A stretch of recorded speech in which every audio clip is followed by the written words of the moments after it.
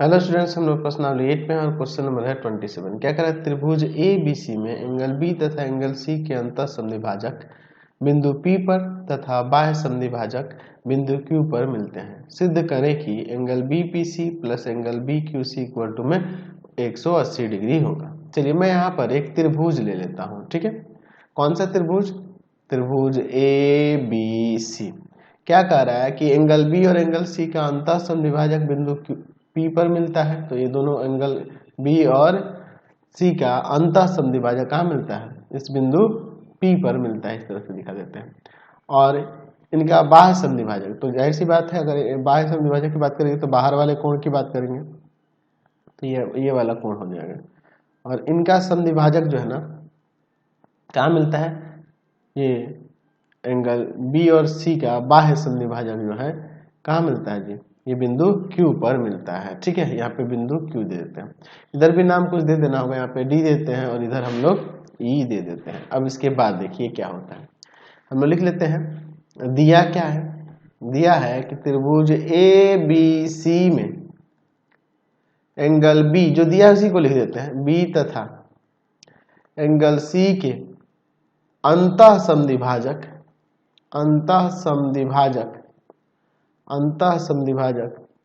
बिंदु P पर तथा बाह्य समद्विभाजक बिंदु Q पर मिलते हैं, ठीक है। अंतः समद्विभाजक बिंदु P पर और बाह्य समद्विभाजक एंगल यहाँ कहाँ पर मिल रहे हैं? बिंदु Q पर मिल रहा है, ठीक है। तो सिद्ध करना है, क्या सिद्ध करना है? देखिए सिद्ध करना है कि एंगल BPC और प्लस एंगल BQC जो होगा 180 डिग्री होगा। BPC यानी ये वाला कोण और BQC ये, इन दोनों का योग जो होगा 180 डिग्री होगा। यही हमें साबित करके यहाँ पे दिखाना है। चलिए तो यहाँ पे ले लेते हैं प्रमाण और उसके बाद हम लोग यहाँ पर आगे देखते हैं, ठीक है। अच्छा, यहाँ पे अगर देखा जाए तो ये ABD एक सरल रेखा दिख रही है, यहाँ ACE भी दिख रही है। यहाँ पे लिख सकते हैं कि एंगल ABC और प्लस में एंगल क्या हो जाएगा आपका DBC, इन दोनों का योग 180 डिग्री होगा। रैखिक युग्म है ये वाला कोण और ये वाला कोण, है ना जी, ABC और DBC। इसी प्रकार से हम लोग लिख सकते हैं कि एंगल ACB और प्लस में एंगल ECB ये भी 180 डिग्री होगा। इधर वाले कोण, इन दोनों का योग रैखिक युग्म से। ये दोनों कैसे हो गया? रैखिक युग्म से। क्वेश्चन में क्या कह रहा है आपके पास ऊपर कि चूंकि एंगल देखो दिया है कि एंगल B तथा एंगल C के अंतः समद्विभाजक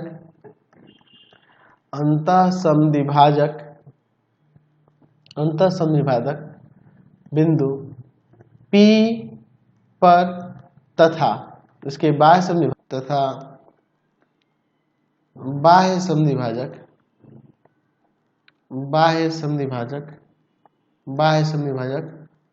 बिंदु Q पर मिलते हैं। तो जब ये समद्विभाजक है तो यह कोण और यह कोण बराबर होगा, उसी तरह से यह कोण बराबर होगा, है ना जी। उसी तरह से इधर भी होंगे। तो यहाँ पे देखिए अगर हम लोग इधर देखेंगे इसमें, ठीक है, इधर अगर हम लोग इसको देखें तो अगर लिख दें कि 1/2 से गुणा करने पर तो क्या हो जाएगा? 1/2 ऑफ एंगल ABC और इधर 1/2 of angle DBC equal to में 1/2 और गुना में 180 डिग्री। तो यहाँ से ये कट जाएगा 90 बार में। तो देखिए एंगल ABC का जो आधा होगा, ये वाला एंगल नहीं लिख देंगे, एंगल PBC और प्लस में यहाँ पे DB क्या था जी? DBC था ना। DBC का आधा क्या हो जाएगा? तो DBC का आधा ये वाला ले लेते हैं, एंगल कौन सा हो जाएगा? एंगल QBC इक्वल टू में 90 डिग्री। आप या इसे ऐसे भी तो लिख सकते हैं, ये दोनों कोण ये वाला और ये वाला मिलाएंगे तो एंगल क्या बन जाएगा? एंगल PBQ बराबर में 90 डिग्री। इसी प्रकार दूसरे वाले को भी कर सकते हैं इसी तरह से। इसी प्रकार 1/2 of angle A C B और 1/2 of angle E C B equal to में 1/2 और गुना में 180 डिग्री। ये कट जाएगा, 90 डिग्री हो जाएगा। ये देखिए यहाँ पे ध्यान से एंगल ए सी बी, क्योंकि देखो ये समद्विभाजक है तो एंगल ए सी बी का आधा ये वाला एंगल ले लेते हैं, एंगल पी सी बी, और आपका एंगल ई सी बी का आधा ये वाला एंगल ले लेते हैं, angle Q C B equal to में 90 डिग्री। तो ये दोनों मिलके ये पूरा एंगल हो जाएगा, एंगल क्या हो जाएगा, angle P C Q 90 degree. अब देखते हैं यहाँ पे चतुर्भुज पी बी क्यू सी में angle B P C plus angle P B Q plus angle B Q C और प्लस में एंगल पी सी क्यू बराबर में 360 डिग्री हो जाएगा ना जी। यहाँ पर लिख देंगे कि चतुर्भुज के चारों कोणों का योग 360 डिग्री होता है, 360 डिग्री होता है। चलिए अब इसके बाद देखते हैं। यहाँ पर देखिए, यहाँ पर एंगल बीपीसी हमें नहीं पता, ये अभी हमने निकाला है ऊपर 90 डिग्री, ठीक है, ये भी हमें नहीं पता, और ये हमने ऊपर निकाला है 90 डिग्री। ये 90 90 180 हो जाएगा और उधर ले जाके घटा देते हैं। तो यहाँ हो जाएगा एंगल बीपीसी प्लस में एंगल बीक्यूसी बराबर में 360 डिग्री और माइनस का 180 डिग्री, यानी आ जाएगा यहाँ पे एंगल बीपीसी और प्लस एंगल बीक्यूसी बराबर में 180 डिग्री। ये प्रमाणित हो गया। चलिए चलते हैं अगले पे। नेक्स्ट क्वेश्चन देखते हैं 28 नंबर। त्रिभुज एबीसी में कह रहा है कि बी लंब है एसी पर, सीडी लंब है एबी पर। तो सिद्ध करना कि एंगल ए बी ई, यानी यहाँ देखो एंगल ए बी ई किसके इक्वल होगा, एंगल ए सी डी के, एंगल ए सी डी के। चलिए देखते हैं इसको सिद्ध करके। सिंपल सा क्वेश्चन है, दिया है हमारे पास कि त्रिभुज ए बी सी में बीई लंब है एसी पर तथा सी डी लंब है ए बी पर। तो सिद्ध करना है कि angle A B E equal to में एंगल ए सी डी। चलिए अब हम लोग इसका यहाँ पर प्रमाण देखते हैं। अच्छा, यहाँ पे दिया है कि बी लंब है ए सी पर और सी डी लंब है ए बी पर। तो लंब होना है, तो जब लंब होना है तो कोण 90 बनाएगा ना जी। यानी कि यहाँ पे एंगल अगर लिखना चाहें, जैसे बी लंब है ए सी पर, तो यहाँ पे लिख सकते हैं कि 90 हो जाएगा, angle A E B equal to में 90 डिग्री। अच्छा, और दूसरा ये लंब है, सी डी लंब है इस पे, तो यहाँ पे लिख सकते हैं कि एंगल ए डी सी बराबर में 90 डिग्री। अब चलते हैं यहाँ पर त्रिभुज ए बी ई में। देखिए यहाँ पर angle A plus angle A B E और प्लस में एंगल ए ई बी मिला के कितना हो जाएगा, 180 डिग्री, है ना। कोण या त्रिभुज का योग प्रमेय, या फिर लिख सकते हैं त्रिभुज के तीनों कोणों का योग 180 डिग्री होता है। त्रिभुज के तीनों कोणों का योग 180 डिग्री होता है, ठीक है, 180 डिग्री होता है। इतना काफी है। चलिए अब इसके बाद हम लोग देखते हैं। एंगल ए है, एंगल ए बी ई नहीं पता है, ये तो 90 है, ए ई बी ऊपर हमने लिखा है, तो ये 90 उधर ले जाते हैं और एंगल ए को भी उधर ले जाते हैं, या फिर एंगल ए को ऐसे ही ले लेते हैं, सिर्फ 90 को उधर ले जाते हैं, 90 हो जाएगा, उधर जाके घटेगा। तो ये समीकरण 1। अब देखिए फिर त्रिभुज ए सी डी में चलते हैं, ठीक है, ए सी डी वाले त्रिभुज में। तो एंगल ए प्लस में एंगल ए सी डी और प्लस में एंगल कौन सा जी, एंगल ए डी सी, ठीक है, एंगल ए डी सी बराबर में 180 डिग्री। यहाँ भी वही त्रिभुज के तीनों कोणों का योग 180 डिग्री होता है। Angle A plus angle A C D का तो पता नहीं, लेकिन ये 90 दिया हुआ है, ए डी सी ऊपर हमने अभी दिखाया है लंबा है। तो चलिए ये 90 ले जाकर उधर घटा देते हैं, तो एंगल ए और प्लस में angle A C D equal to में 90 डिग्री हो जाएगा। ये समीकरण 2। अब देखिए समीकरण 1 तथा समीकरण 2 से क्या हो जाएगा, ये दोनों बराबर हो जाएंगे। एंगल ए प्लस का एंगल ए बी सी ई और इधर एंगल ए प्लस का एंगल ए सी डी। चलिए एंगल ए से एंगल ए कैंसिल, जो हमें प्रूव करना था आ नहीं गया। Angle A B E equal to में एंगल ए सी डी, ये आपका प्रमाणित हो गया। चलिए अब चलते हैं नेक्स्ट क्वेश्चन पे, अगला क्वेश्चन देखते हैं। नेक्स्ट देखते हैं 29 में। कह रहे त्रिभुज ए बी सी की भुजाओं बी सी बिंदु डी पर डी तक बढ़ाई गई है। बी सी को डी तक बढ़ाया गया। ए एल जो है एंगल बी ए सी का समद्विभाजक है। ए एल जो है यहाँ पर एंगल बी ए सी का समद्विभाजक है, जो बी सी को एल बिंदु पर मिलता है। तो सिद्ध करना है कि एंगल ए बी सी यानी यह वाला कोण, एंगल ए सी डी यानी ये बाहर वाला कोण किसके बराबर होगा, 2 गुना हो जाएगा एंगल ए एल सी के, यानी कि इस एंगल के 2 गुना होगा। चलिए देखते हैं, सिद्ध करना है। दिया है कि त्रिभुज ए बी सी की भुजा बी सी को बिंदु डी तक बढ़ाया गया है। ए एल जो है एंगल बी ए सी का समद्विभाजक है, जो बी सी से बिंदु एल पर मिलता है। तो सिद्ध करना है कि angle A B C plus में एंगल ए सी डी बराबर में 2 गुना हो जाएगा एंगल ए एल सी के। चलिए अब हम लोग इसका यहाँ पर प्रमाण देखते हैं। ठीक है, अब इसके बाद देखिए हमारे पास क्या दिया है कि ए एल जो है ए एल एंगल बी ए सी का समद्विभाजक है, ये कह रहा। तो जब ये समद्विभाजक है तो यहाँ पे हम लोग नहीं लिख सकते हैं कि यहाँ पर एंगल यहाँ बी ए एल जो होगा हाफ ऑफ एंगल ए हो जाएगा।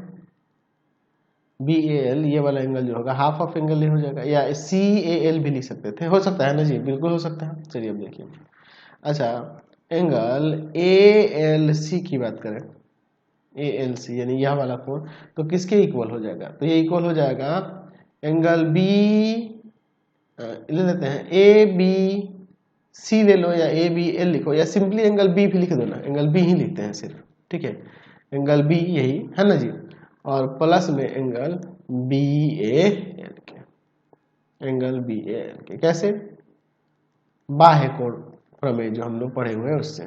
ठीक है, इतना हो जाएगा।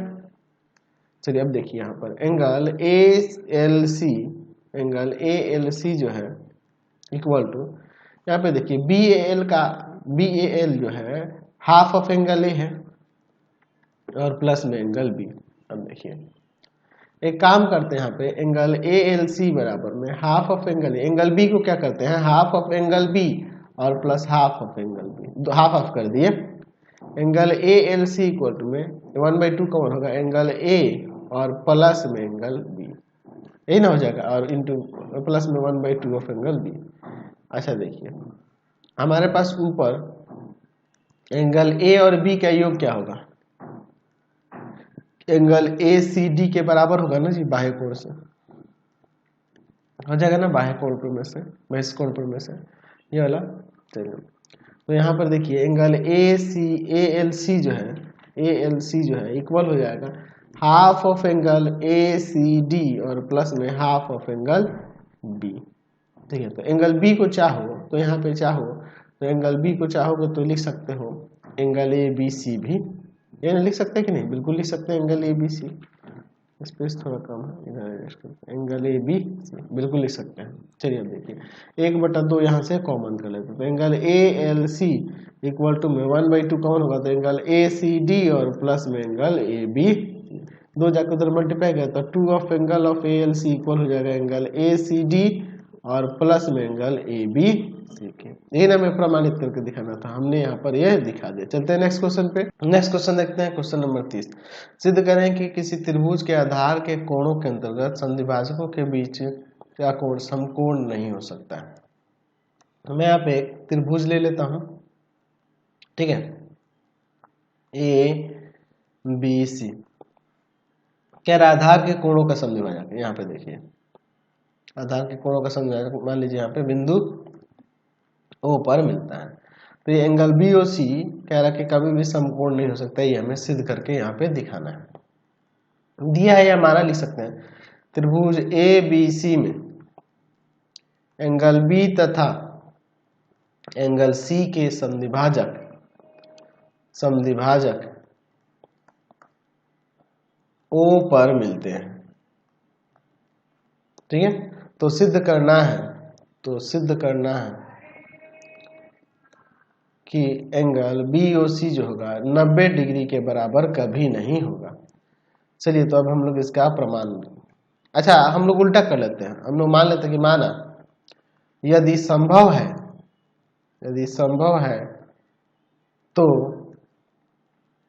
तो एंगल बी ओ सी 90 होगा, ऐसा हम लोग मान लेते हैं, है ना।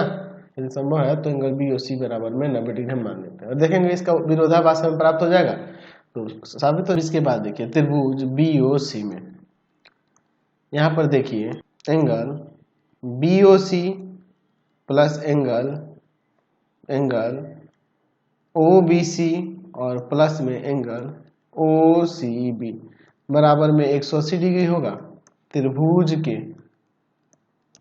त्रिभुज के तीनों कोणों का योग, त्रिभुज के तीनों कोणों का योग 180 डिग्री होता है, 180 डिग्री होता है। चलिए अब इसके बाद देखते हैं, बी ओ सी तो हमने 90 मान लिया है, बच जाएगा एंगल ओ बी सी और प्लस में एंगल ओ सी बी बराबर में 180 डिग्री। ये जाकर उधर घट जाएगा तो एंगल ओ बी सी और प्लस में एंगल ओ सी बी बराबर में हो जाएगा 90 डिग्री। बात को समझा ना जी, ये हो जाएगा। अब इसके बाद देखिए हम लिखते हैं 2 से गुणा करने पर, तो देखिए 2 से गुणा करेंगे तो 2 of angle O B C और 2 गुना एंगल ओ सी बी और बराबर में 90 और गुना में 2, ये ना हो जाएगा जी। 2 से गुणा कर दिए तो देखिए एंगल ओ बी सी का 2 गुना एंगल बी नहीं हो जाएगा क्योंकि ये समद्विभाजक ना है जी। यहाँ पे लिख सकते हैं एंगल बी और एंगल ओ सी बी का 2 गुना, ये पूरा हो जाएगा एंगल सी। अब त्रिभुज के अंदर 2 कोण का 180 डिग्री ये संभव नहीं है कि नहीं। ये कैसे हुआ, यहाँ पर लिख सकते हैं, चूंकि यहाँ ऊपर दिया है कि एंगल बी तथा एंगल सी के समद्विभाजक ओ बिंदु पर मिलते हैं, इसलिए ऐसा हो रहा। ठीक है, अब देखिए त्रिभुज के अंदर 2 कोणों का योग 180 डिग्री नहीं हो सकता है। त्रिभुज में 2 कोणों का योग 180 डिग्री नहीं हो सकता,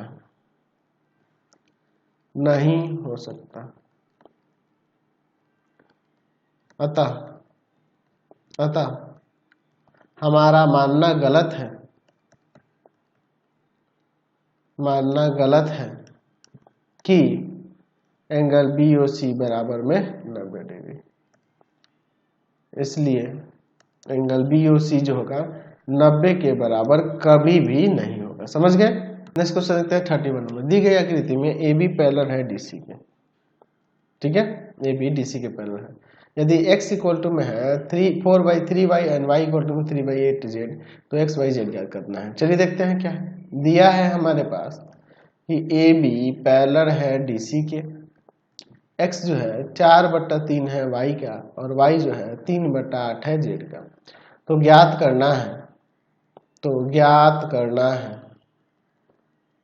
करना है angle x y and z।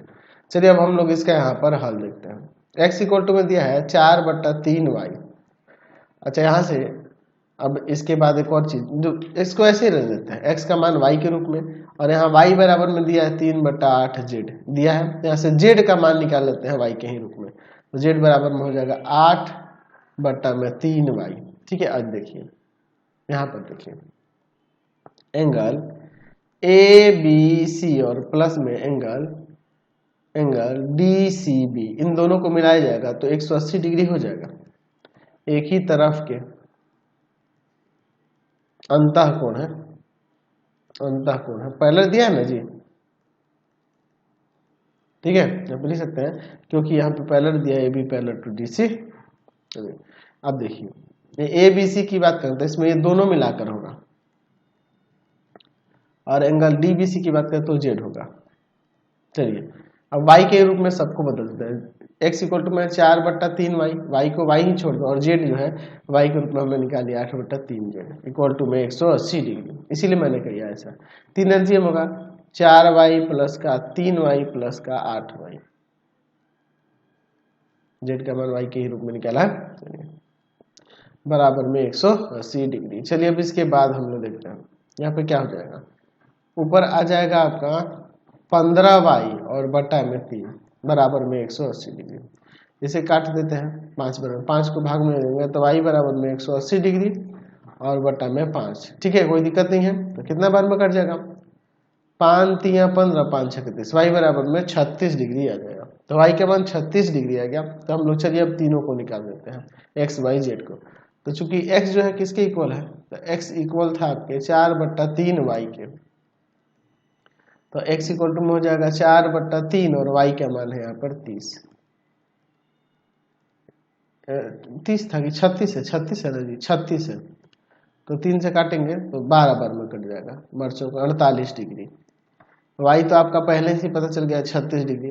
अच्छा z की बात करते हैं, z क्या है 8/3 है y का, तो 8/3 y कितना हो जाएगा देख लेते हैं, सॉरी z इक्वल टू में 8/3 और y का वैल्यू है यहाँ पे 36 डिग्री, तो इसको काट देते हैं 12, ठीक है। तो कितना बार में आ जाएगा, ये 96 डिग्री हो जाएगा, ठीक है, 96 डिग्री हो जाएगा। क्वेश्चन 32 देखिए, दी गई आकृति में AB जो है एंगल DBC को 1/3 में बांटता है, ये AB जो है एंगल DBC को 1/3 में बांटता है। तो इधर अगर हम लोग मान लीजिए y ले लेते हैं तो इधर 3y लेना होगा, 1/3 में बांट रहा है तो एक को y और एक को 3y ले लेंगे। फिर कह रहा है कि AB बराबर है किसके, BD के, AB BD के बराबर है, तो x का मान ज्ञात करना। चलिए देखते हैं दिया क्या है, दिया चित्र में कि AB जो है एंगल DAC को 1/3 में विभाजित करता है, ठीक है। अच्छा और क्या दिया है, बाह्य कोण दिया एंगल CAE इक्वल टू में 108 डिग्री, तो ज्ञात करना है। अच्छा एक और चीज दिया है कि AB इक्वल है BD के, तो ज्ञात करना है, तो ज्ञात करना है, क्या ज्ञात करना है जी, तो x का मान ज्ञात करना है, x क्या होगा ये ज्ञात करना है। चलिए यानी कि अब इसका हल यहाँ पे हम लोग देखने वाले हैं। यहाँ पर देखिए क्या है, यहाँ दिया है कि जो AB है ना, AB एंगल DAC को 1/3 के अनुपात में विभाजित करता है, अनुपात में विभाजित करता है, विभाजित करता है। तो विभाजित करता है तो यहाँ पे क्या लिख सकते हैं, एंगल DAB इक्वल टू में y और एंगल BAC इक्वल टू में 3y हो जाएगा, ये हमने मान लिया, एक y तो दूसरा 3y हो जाएगा क्योंकि एक अनुपात में विभाजित हो रहा है। अब इसके बाद हम लोग यहाँ पर देखते हैं, यहाँ पर देख सकते हैं कि चूंकि DAE एक रेखा है तो इस पे जितने भी कोण बनेंगे सबका योग 180 डिग्री हो जाएगा। एंगल DAB एंगल BAC और प्लस में एंगल CAE इक्वल टू में 180 डिग्री हो जाएगा। चलिए देखिए अब इसके बाद y प्लस 3y और प्लस का 108 डिग्री बराबर में 180, इधर ये 4y हो जाएगा और ये जाके उधर घट जाएगा तो 72 बार में घट जाएगा।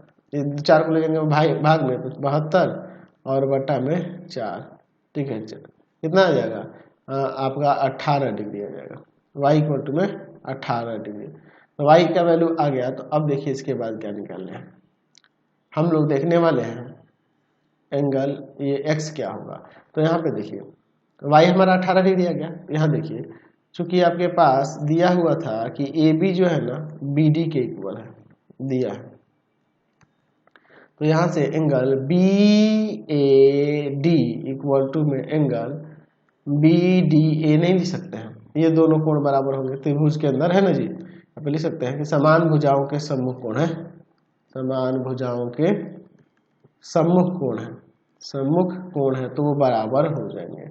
यानी कि देखिए ये आपका y था और y कितना आया है, तो y का वैल्यू यहाँ पे 18 डिग्री आ गया, तो ये आपका 18 डिग्री हो जाएगा, समझ गए ना, 18 डिग्री हो जाएगा। अब इसके बाद देखते हैं, देखिए अब इसके बाद हम लोग आगे यहाँ पर देखते हैं एंगल क्या है जी, बी डी ए प्लस में angle A C D equal to में एंगल सी ए ई हो जाएगा। यह वाला कोण इन दो इस बाह्य कोण के बराबर होगा, सी ए ई के बाह्य कोण प्रमेय से, बाह्य कोण प्रमेय से, ठीक है। अब इसके बाद देखते हैं बहिष्कोण प्रमेय से। तो यहाँ पे देखिए बी डी ए जो है आपका कितना है 18 डिग्री, ए सी डी ये आपका x है और इक्वल टू में 108 डिग्री, इसको ले जाते हैं उधर तो x इक्वल टू में कितना आ जाएगा, यहाँ से 90 डिग्री ना हो जाएगा, समझ गए, कोई दिक्कत नहीं है। एक काम करते हैं आज की क्लास में इतना ही रहने देते हैं, नेक्स्ट वीडियो में आगे देखेंगे। आपको हमारे 3 चैनल को सब्सक्राइब करना होगा। पहला है pathfinder classes Chhapra, pathfinder classes Chhapra. दूसरा है आपके पास भारती भवन रविकांत सर, भारती भवन रविकांत सर। और तीसरा चैनल है रविकांत सर